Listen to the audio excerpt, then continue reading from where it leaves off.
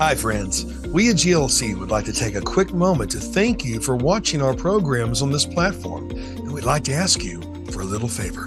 Would you please go beneath this video and click the subscribe button? Did you know that by simply subscribing to the GLC YouTube channel, you can help us financially support the programs on this platform?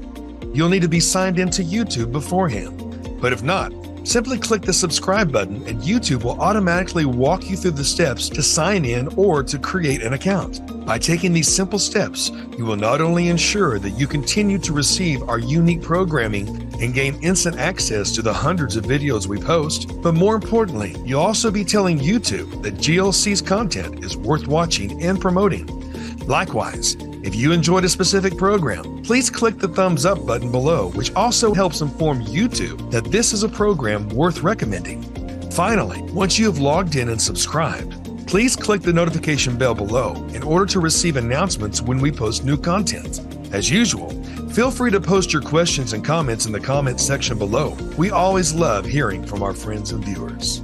Again, thank you for watching and supporting God's Learning Channel. We couldn't spread the message of the gospel without you. Be blessed, and we hope you enjoy the show.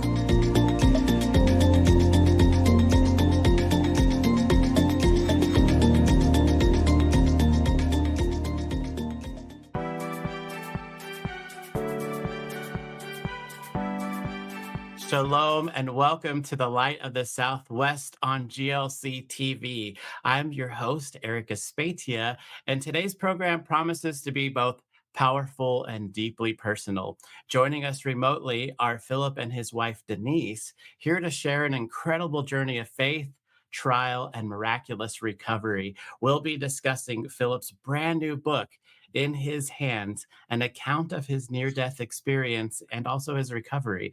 It's not just a story about survival, it's a testimony of God's presence in our darkest hours and how even near death, we're never outside of God's reach. Amen. From the hospital room to the pages of his beautiful memoir, Phillip shares what he experienced physically, emotionally, and spiritually, and how it changed the course of his life and faith. You won't want to miss this conversation. So grab a seat, open your heart, and let's welcome the Crossans to the Light of the Southwest. Welcome to the show, Phillip and Denise. Hello. Hello. Good to be here. Yay. I'm so glad that you are here and everything is working. Yeah. So where are you joining us from today? We're in Ohio. It'd be Southern Ohio, like the most northern part of Southern Ohio. Okay. Yeah. Still called Southern, but pretty far north. I understand. No, just below the middle of the state, about in the middle of the state, I think. Yeah. Yeah. Well, one thing that I always like to do is just open up the show with a word of prayer. Is that okay if I do that? Yeah. Sure. All right. Awesome. Venu Makino, our Father, our King, I thank you so much for how awesome you are. And we get to do this amazing interview today, Father. We just ask for your spirit to be with us and that you would just edify all those who are listening. Give us ears to hear and eyes to see how amazing you are. In the name of Yeshua, we ask this. Amen. Amen.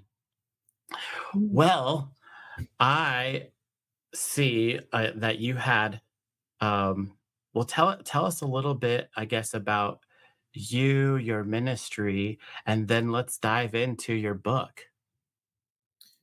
Sure. Well, as you know, we live in Ohio, and we have a home fellowship. We get together with other believers. We're very much messianic leaning, and we've been doing that since at this location since about 2007. So Okay. And as far as my writing background, we do have other books as well. They're kind of just kind of our life experiences, things that we've gotten into, homesteading, and we built our own home here, like actually built it ourselves. Wow, So, awesome. Yeah, that was an interesting experience. I have an architectural background, so to design things is always fun, but to actually get my hands on it and build it, I've always wanted to do that. So I was thankful that that the Lord had provided that opportunity to me. Wow. How long did it take you to build your own home? It took 2 years. Okay. Yeah.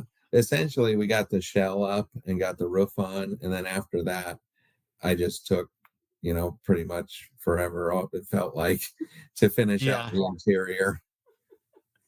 Did you kind of live in the home and sort of had one room finished while you finished everything else, or did it take No, you 2 years to finally move into the home?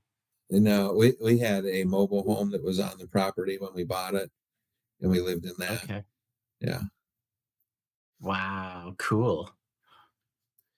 Is it on a large acreage or average for Ohio? What would you say? No, it's We have about 2 acres. Okay. So for us, um our background where we came from, it seemed pretty big when we first got it. But I mean there's other places that are, yeah, you know, there's other Yeah. places that are much bigger. other places, yeah, that are much bigger. But It's always 2 our acres is big. aspiration. Oh, go ahead. No, 2 acres is a pretty good size lot. That's a nice size house and yeah, with a big yard. Yeah, and it's always been our aspiration to have more land and actually have a farm and a ranch. But the farming things that we do get into, we do have cattle, but they're on rented land, other places. I mean, uh, currently we don't have cattle at this moment, but usually we do. Um, yeah, we have th- a big Nice. garden. those were all butchered up last year. Yeah. We have Yeah. a big garden and an orchard, um and like a little, I guess I wouldn't say a mini vineyard. I was gonna say mini vineyard, but last year we planted 50 new grapevines, so Yeah. got our place Wow, in. that's awesome.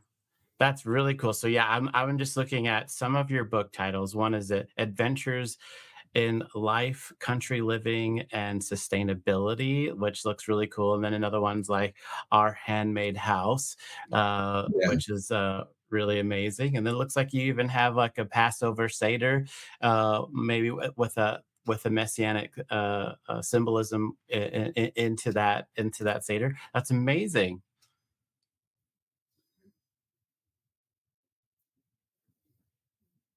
sorry. Sorry.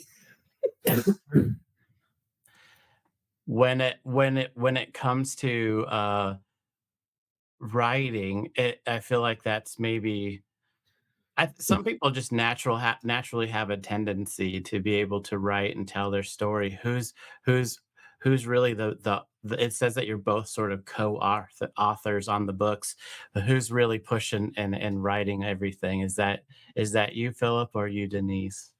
Well, what's funny about that is I actually went to school to study English and writing, but Okay. he actually ends up doing all the writing, and then I just jump in and edit. Yeah, it seems like I'm maybe a little more of the storyteller, And then I and just polish she it off and polishes it up. make it right. Just right. Get all the That's great. punctuation there. Yeah. So tell us a little bit about the new book. Um, I know that we want to go into the story in his hands, but you do have a revised version. In his hands, this is the expanded edition. Please tell us a little bit more about your book and your experience. Yeah, so where to start? With this book, we had this medical emergency take place, and different friends and family and distant relatives. And we do have a YouTube, so there's some fans on there that were even sending messages, wanted to know a lot more about what had happened because I had kind of disappeared for a while, and my wife was putting things on social media, Yeah, and lots of so posts on social media. yeah, and so once it was all kind of starting to get better, we sat down together to write the book. And basically what happened is last summer I had ended up trying a blood pressure medicine. A doctor had suggested that I do that, and I did. And that blood pressure medicine, I had an allergic reaction to it. And I had a lot of swelling and had a dry cough and aching joints. And anyway, I just really felt horrible with it. And so I quit taking it, called the doctor, and the doctor said, yeah, those are allergic reactions. Don't take any more of that. And then told me that those symptoms should all go away in 2 weeks. And I said, okay, well, I guess I have to just wait the 2 weeks. So I didn't think any more of it. I just waited my 2 weeks. And I just got worse.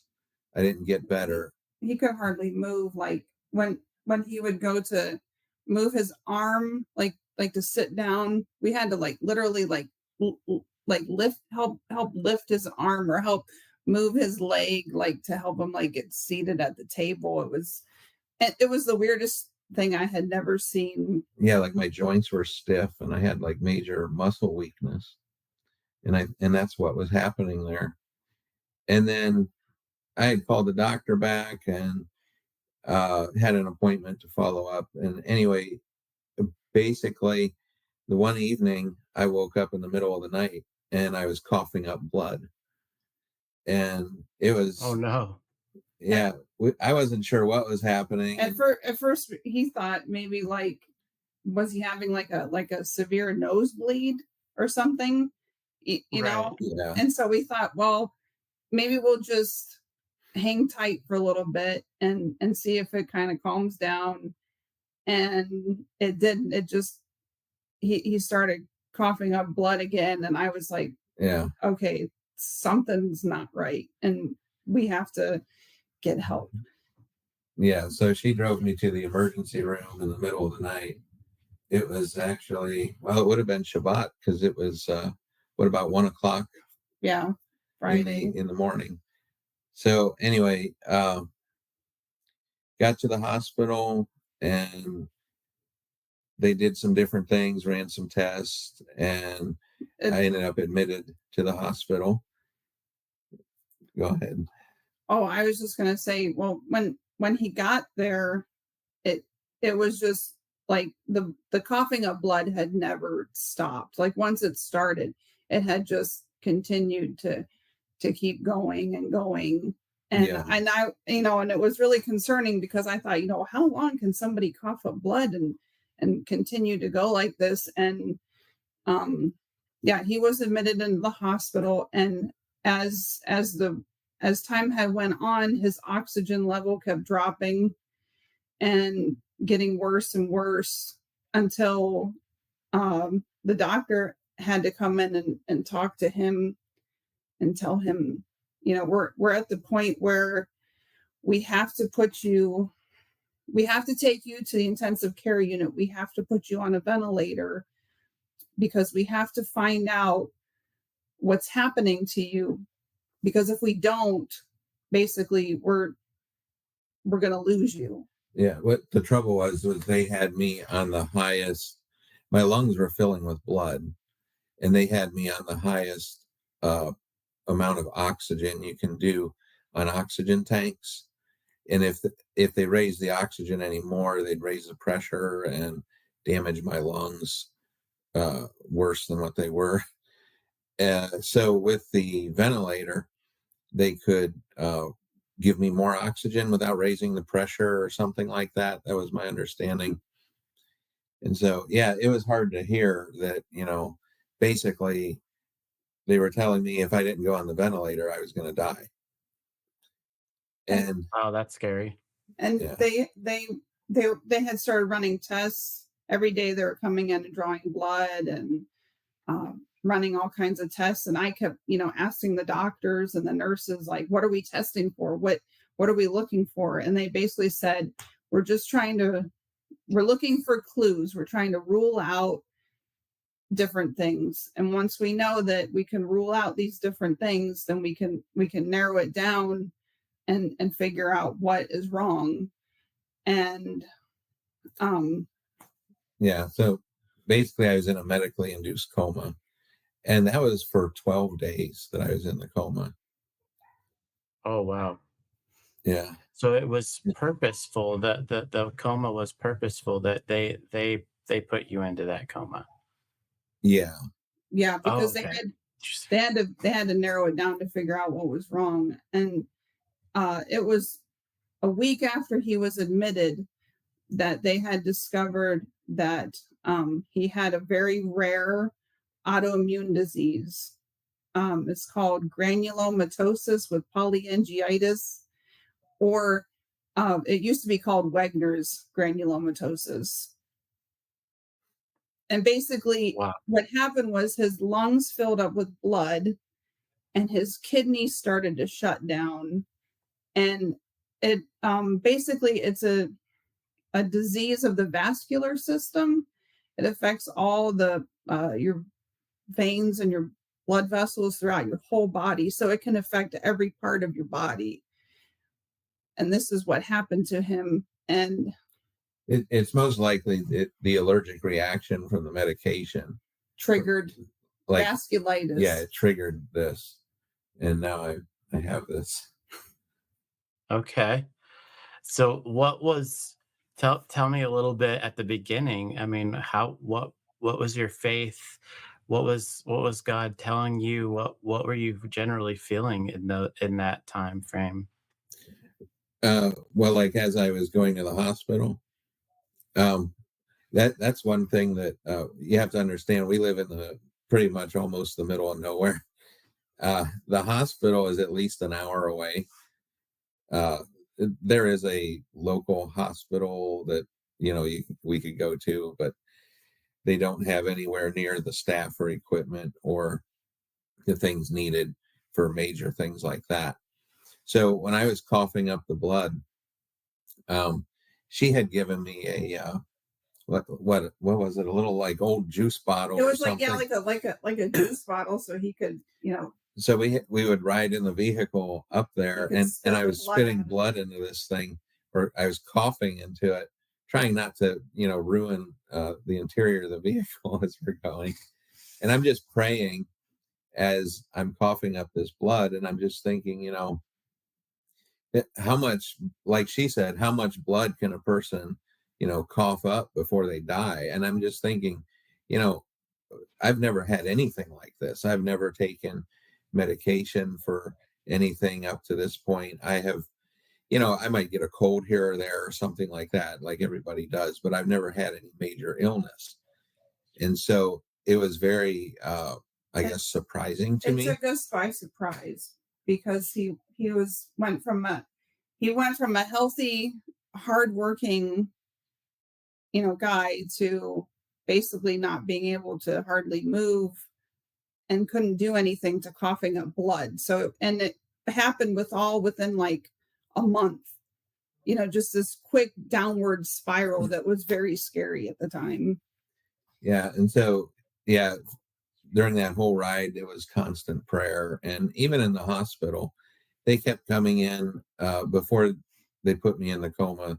They kept coming in, and just every time they'd run a test, and then they didn't have any answers, and then they'd run another test and no answers. And we were just constantly in prayer, Lord, help them figure out what's going on.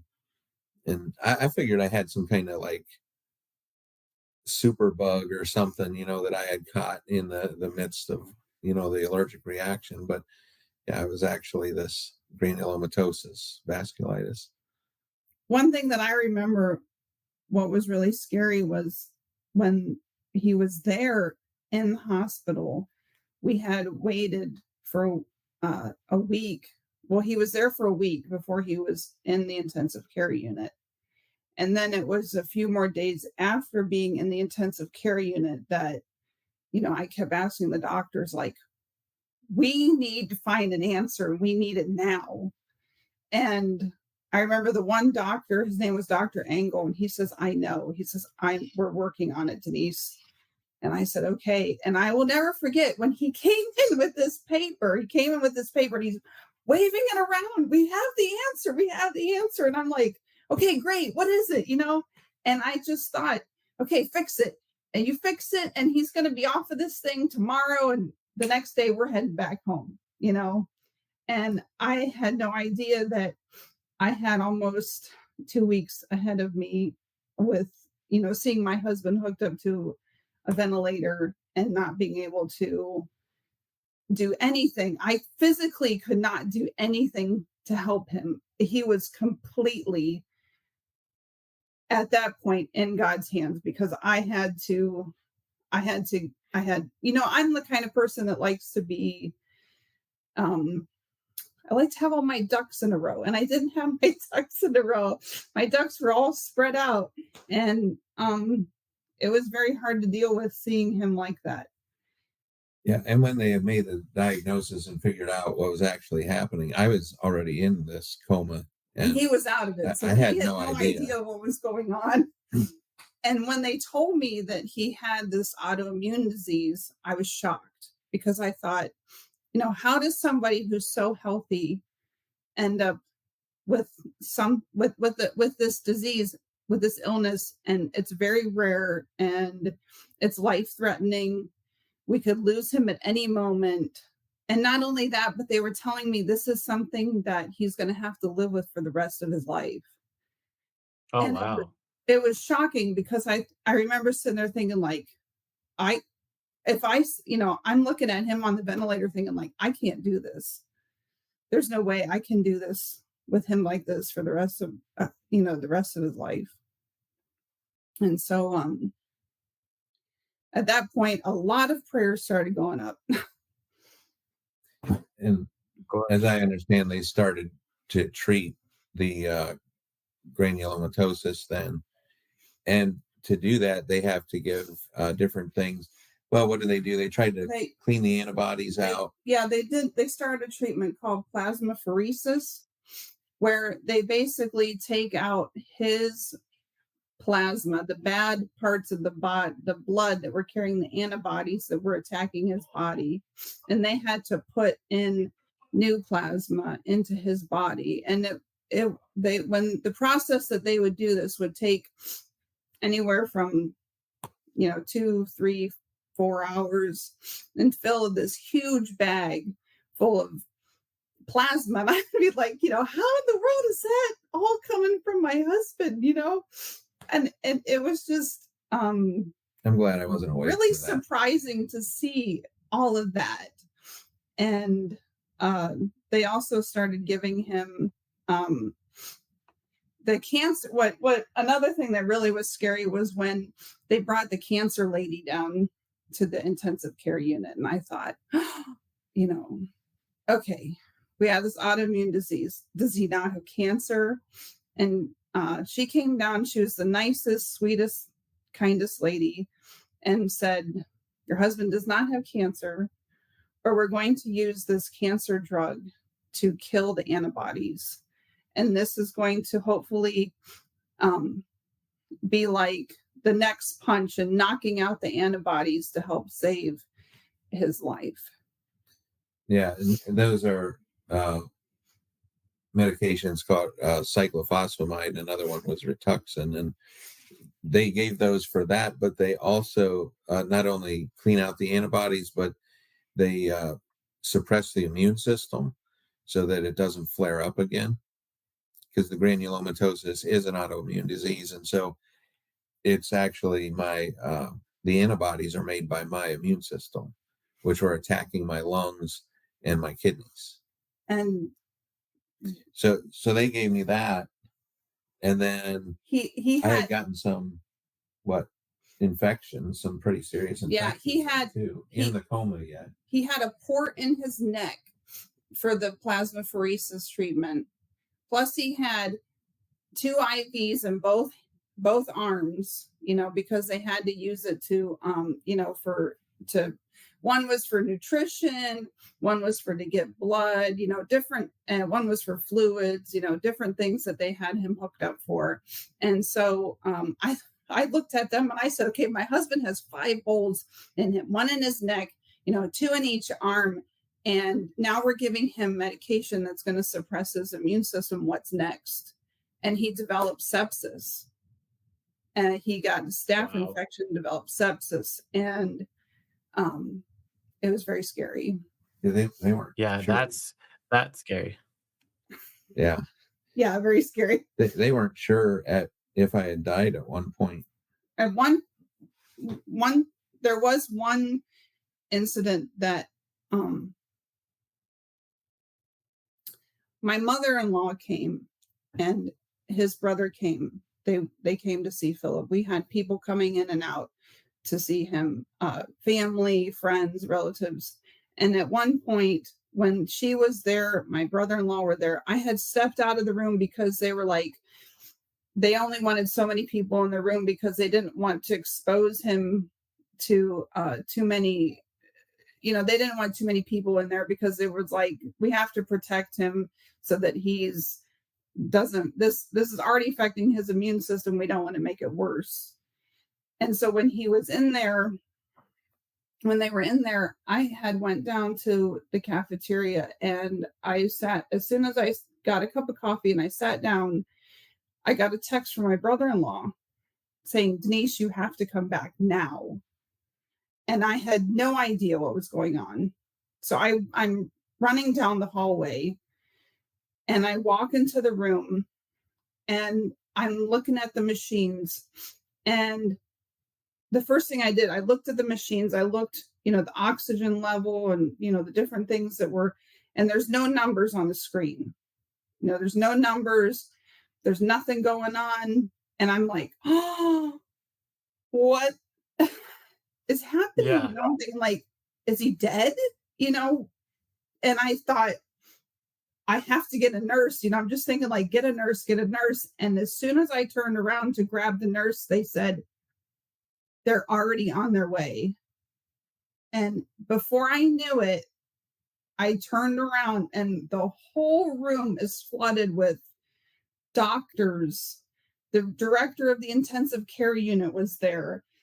A ton of nurses were there. Respiratory therapists were there trying to figure out like what's going on with machines. Is he okay? Is he still alive? And then they finally end up bringing in this ultrasound machine because I thought that his heart had stopped beating. And I'm in the back of the room and I'm just, like biting my fingers, like my nails. I'm totally on edge, like what's going on, what had happened. And then I should let you tell your side about what was happening during that time. Yeah. Yeah. Well, for me, of course, I was in a coma during this. But what's strange about being in the coma was when here and there I could remember conversations later that people had around me, but there was a lot of things that were blank. But I could hear like some of the hospital machinery, I think. Like there was a feeling that, like where I was. I knew where I was somehow, but there was also a lot of blank time. But at one point, I felt very alert and very awake. And I felt like I was somewhere else. Like I had left my body. And I looked around and everything was very dark. And I couldn't see anything. And it was a little bit scary, but it was also very calm. And it wasn't a dream or anything. It was very real. I mean, it was the most alert that I've ever been. And I was unnerved by it. Obviously, I was scared. And it's very rare for me to be scared. I don't get scared of very many things. But I remember that. And I thought, I'm either dying or, something's happening. And I called out to Yeshua. I said, Yeshua, save me. And about instantly, he appears beside me as a white figure. And I believe it was Yeshua. And he held my hand in the dark. And when he put his hand over mine, he took his right hand and held my left hand, and his other hand came over top. And he held my hand like that in the dark. And all of a sudden, all the fear stopped. I felt so comforted and at peace. And it was perfect. And before that moment, I felt like I just want to go back and live. And then at that moment, I felt like, I don't know where I am, but this is perfect. And I don't want to go anywhere. But I feel that he had prompted me to desire to go back. And yeah, I write about it more detail in my book, but um, I try not to spend a whole lot of time on it, because I know that these out of body experiences are something that some people can, get really caught up in. And, that can, have a good side and a bad side. I think you understand what I mean. But anyway, make a long story short, he showed me different things about me, and, things that I need to work on. And it was just a very real experience. Somebody afterward, I had explained it to them or shared it with them, and they kind of thought, well, maybe you just had a dream, and I'm like, no, this was the most real thing I ever experienced. It was no dream. So I was like, hey, you believe what you want, but that this is where I'm at. I know this wasn't a dream, because I could look down and I could see my body. It was very strange. I could look down and all of a sudden I was above my body, and I could see people in the room, doctors and nurses. And I didn't really want to be with them. I wanted to go back with Yeshua. And as I looked up, I went back up to wherever, I don't know. But there I was with him once again. And yeah, it was very. And the weird thing about it was, prior to all of this, when he had started to get sick, I had had a dream that my husband had died. And I had thought to myself, is this it? Am I saying goodbye to my best friend? And we Wow, wondered. unbelievable. Yeah. Yeah. And the experience that she was just talking about before, where they weren't sure if I had died while I was in the coma, and they were working on me, and the experience that I had, we're thinking these were happening simultaneously at the same time, the same event, just her perspective and mine. And But after yeah. that, I had constantly been, every day I would try to send out updates, because we had tons of people praying for him. I had asked friends and family and people from our fellowship, to pray for Philip. And they kept, people kept texting me back saying, we have these people over here praying for him. We have these 100 people over here. We have another church praying for him. And when all of that took place, and I wasn't sure if he was going to make it or not, I remember, I all of a sudden I just felt at peace, and I felt like he's not going to die, but he's going to be different, and he's going to be changed, and our lives are going to be changed, and nothing's ever going to be the same. Well, I know that during this immense chaos and everything going on around you, Denise, it was just must have been so scary and fearful. But I know what was Yeshua telling you, Philip, during this time, and have you guys really sort of synced up and kind of understood that what was happening here was happening something else at the exact moment, right? Tell us a little Yeah. bit more about that. Yeah. Well, to me, it it seemed like Yeshua's message to me was about my personal walk with him. I have been a believer for many years. I've served him all my life. And but it seemed like there's these few things that he had that I could work on and be better at. And those were the things, the message that he had to me during that time. It was more focused on that. I didn't want to just get into that a whole lot. Um, I don't know, kind of revealing what's wrong with me. I guess I have, some issues just like anyone else does, and I just needed to work on those. And I have been very mindful of those things ever since that time. And I look back at that and I think, how serious it is that he would save me. He saved me twice. He saved me spiritually and now physically, and returned me to life. Um, yeah, I guess It was a miracle. it is a miracle. Yeah.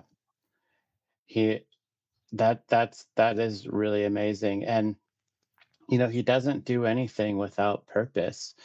Uh so after this moment, I mean, you have to have I guess a a new purpose and a new drive kind of after waking up. And again, it probably took a couple extra weeks, like Denise was saying. I mean, you were kind of in and out, and then there's a long road to recovery.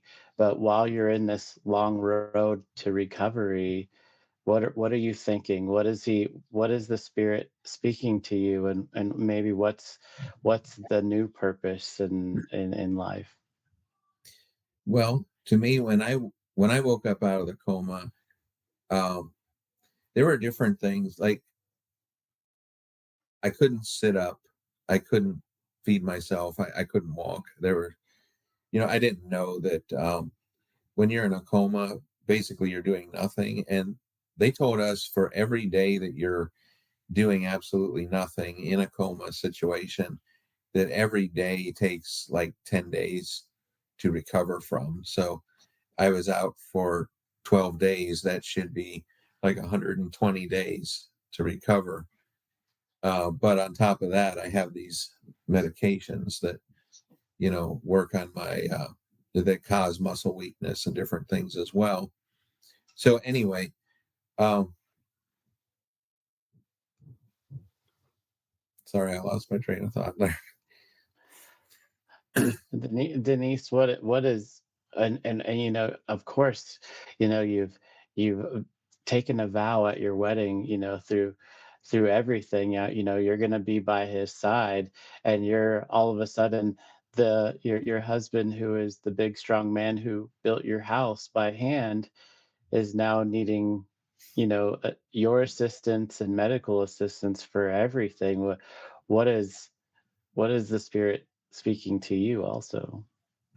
Um, well, just to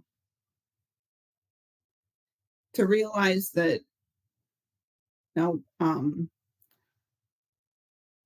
sometimes when we can have all kinds of hopes and desires in life, that our lives will be just a certain way, but in all honesty, sometimes that doesn't always happen. And so uh we have to rely on Yeshua for strength and for um guidance. I remember often praying and just asking God to just help me to be the most patient and calm, kind person that I could be for him, because I knew that whatever was coming ahead of us was going to be a big, big hurdle for him to regain all of that strength back. Because like you said, he went from, you know, working and, being the guy that built our house to, needing all kinds of help. Yeah. And I want to add, I had remembered earlier, I had forgotten. I'm sorry. Sorry. I hope you cut that. I hope you cut that out. I forget things sometimes since all this. But I remember what I was going to say earlier. So when I had woken up, though, I had this feeling of peace, that things, as I noticed the things that were different now, that, I couldn't sit up and I wasn't sure what was going to happen with that. Um, would that be permanent or not? Just some of that kind of stuff. But I felt a peace about it. Like, if it was, that was okay. If it wasn't, if it was permanent, that was okay. If it wasn't permanent, that was okay. Um, Different things, there were a few things that we had talked about then, personal things at home or whatever. And that was okay. It seemed like everything, I just had a peace that everything's going to be okay. And he's going to lead us through no matter what it is. And I when he finally woke up from the coma, I just kept reassuring him, like, no matter what happens, no matter what we face, you and I are facing it together. And then the next thing, they started some physical therapy then with me once I was awake from the coma, and got me able to sit up eventually. And it was the craziest thing. It was, you don't normally think about, like, when I could finally sit up, I wanted to sit on the edge of the bed.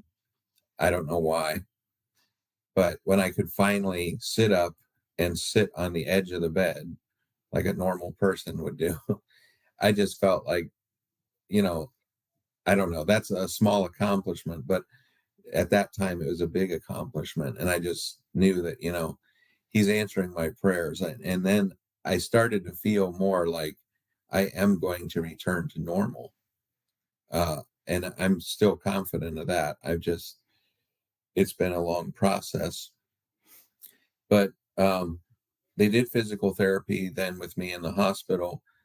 And once I was able to walk with a walker, they then sent me to a rehab facility for 2 more weeks. And I had to basically learn how to walk all over again. And it was hard. It took a lot. But they had me on different mechanisms that they use to try and do that. They had me hooked up to, something with these lines that go up to a big beam in the ceiling to help me walk. So I couldn't fall down. Basically, the ropes would catch me. And so I had to learn how to walk again. And I had done pretty good with that. And eventually I was on a walker. And one thing that they told me during that, I had talked to a couple of the physical therapists, and I said, and the doctor as well. And I had asked them, what they thought with my condition and everything I'd been through. And several of them felt very strongly that I would probably always need a walker or at least a cane, and I would never be able to actually walk again on my own. Fortunately, what I told them at that time, I said, look, there's some things you don't know about me. I said, number one, I've got Yeshua. And number two, I'm stubborn and I don't want to walk with a cane or a walker Or a wheelchair. or have a wheelchair. Yeah. Because I had went, from not being able to walk to a wheelchair to a walker. And anyway, it was just something. But today I don't walk with a cane or a walker. Praise God. Sometimes I need to rest, but I'm getting around without them. So. Wow. That's amazing. Is there any other sort of longer term effects that you've felt from the whole incident? Yeah, there are some things like uh, every 6 months I have to get an infusion to kill off the antibodies. And they told me I'll have to have that the rest of my life. Oh, wow. And I'm really praying that that's not going to be the case, but they claim that it is.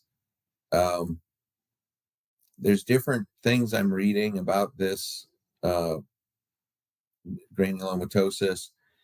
I'm reading that a lot of people don't live very long with it. Some people die within 5 to 10 years of getting it, of having being diagnosed with it.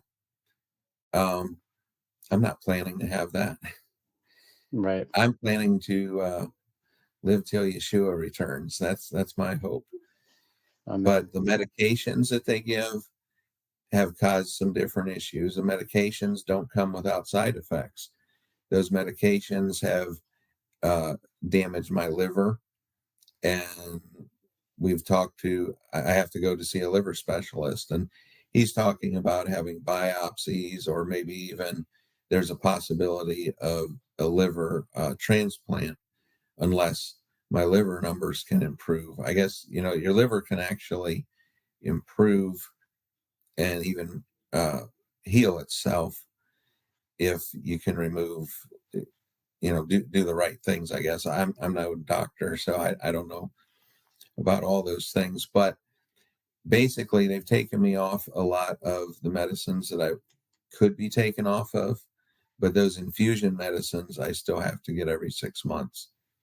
And so my liver numbers are improving, and I just pray that they are going to go back to normal, and I believe that they will. And it's just a matter of time. So that's where I'm at with it, and I'm having faith for that.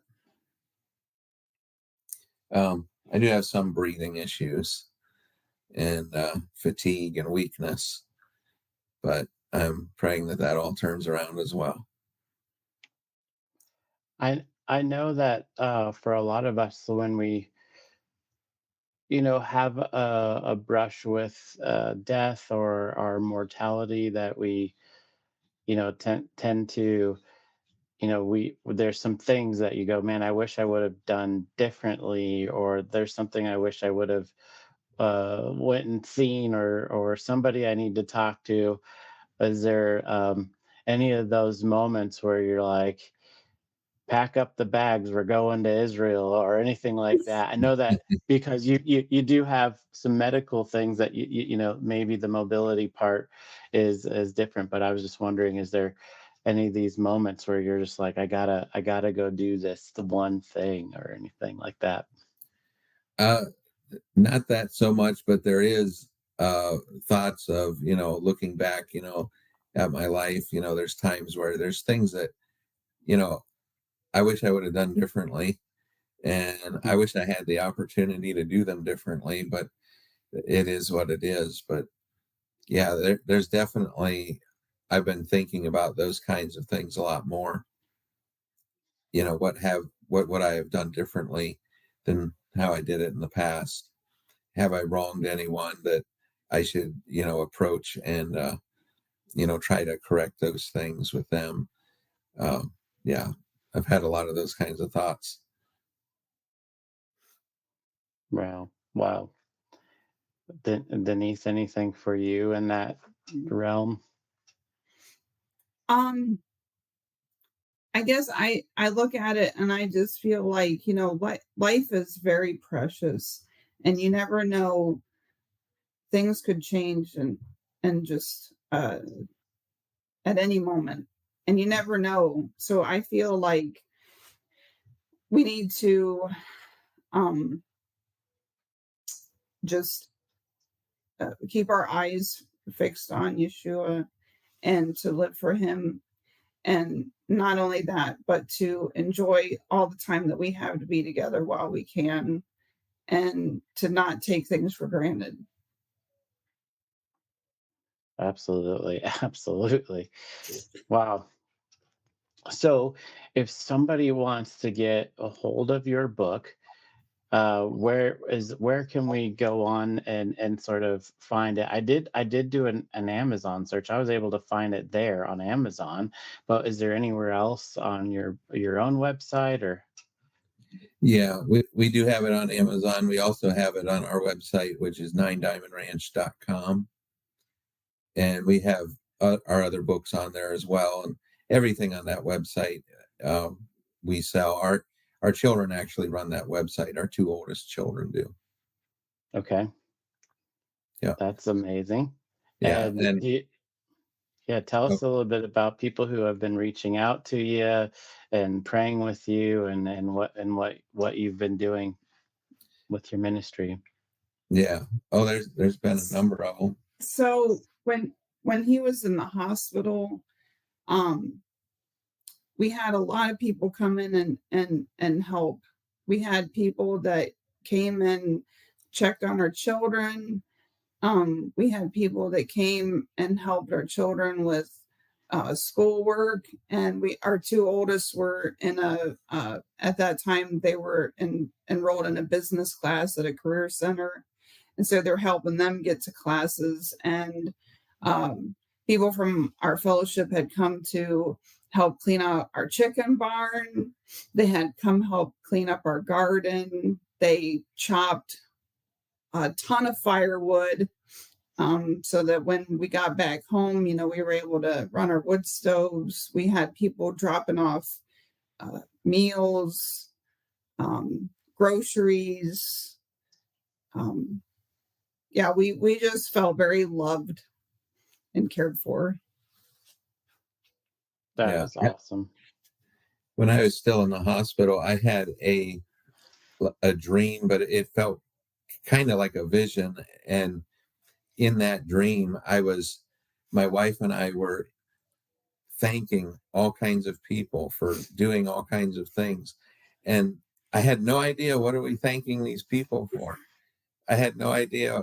But I do think maybe the Lord did reveal that to me, that there will come a time, there will be a lot of people in my near future at that time, which is now past, that we will be meeting or thanking a lot of people. There were people that we knew and people that we didn't know.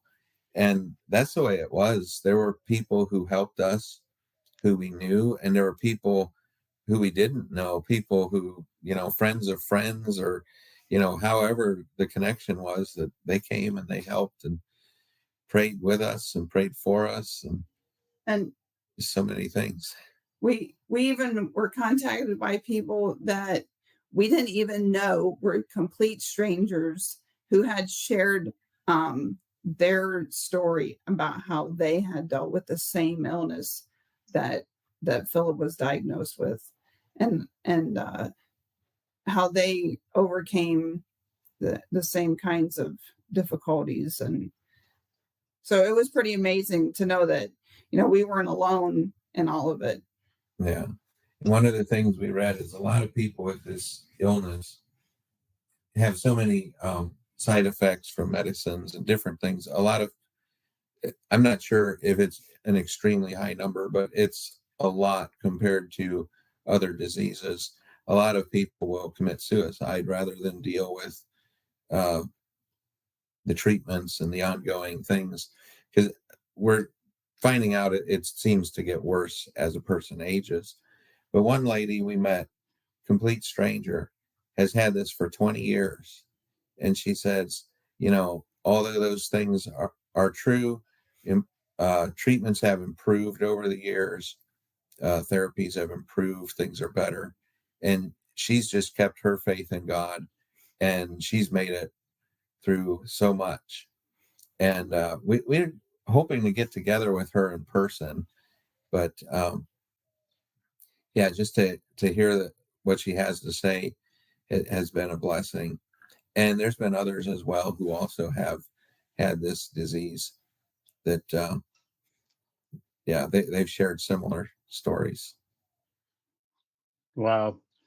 That's just so much that y'all went through, and with your faith though, and what the Lord did for you to just keep you going and staying positive through everything is an amazing story. I know so many people are having to deal with their own stuff that they're doing today, right? Like we don't know what's going on. It could be totally unrelated, but still, going through that is scary.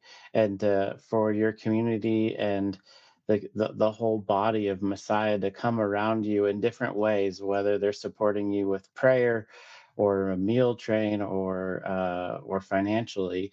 That's amazing. Is there any way, if somebody's inspired this by this story, that they can reach out and maybe send a donation towards you? Are you still dealing with medical expenses from this?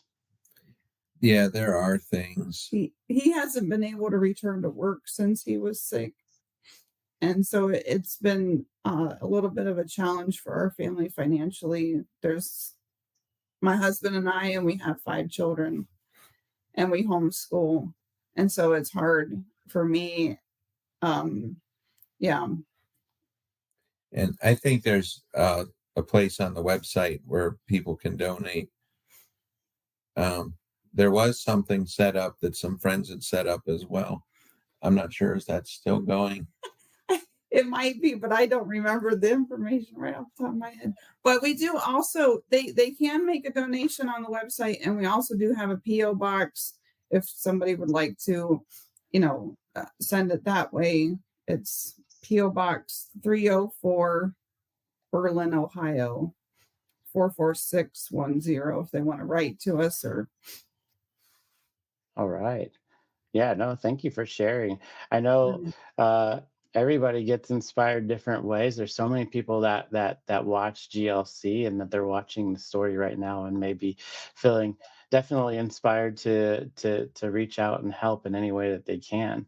Well, thank you so much. And I know we've had a little bit of technical difficulties. Anyone's wondering why the picture changed halfway through the video, where we were having to deal with our own little technical issues during the show. But um, thank you so much. I want to just give you one last opportunity to speak to the audience and share anything that might be on your heart, and then we will say goodbye for now.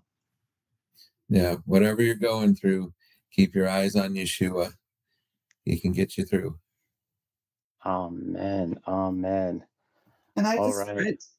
I'd like to just uh, say to our family, our both our mothers and his dad, and all of our children and all of our friends, that thank you for Yes, thank you so much, everyone who's been involved.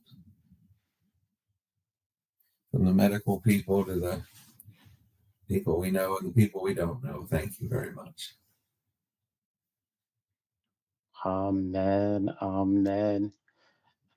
Philip and Denise, thank you so much for sharing your journey with us tonight. In his You're hands welcome. isn't Yeah, in his hands isn't just a book, it's a lifeline for anyone facing crisis, reminding us that even when our bodies fail, we remain cradled in grace and supported by community. May your story encourage other viewers to lean into their faith, reach out for help, and trust that they too are in God's hands. Thank you for being with us, and thank you all for watching The Light of the Southwest. We'll see you next time. Shalom in your home.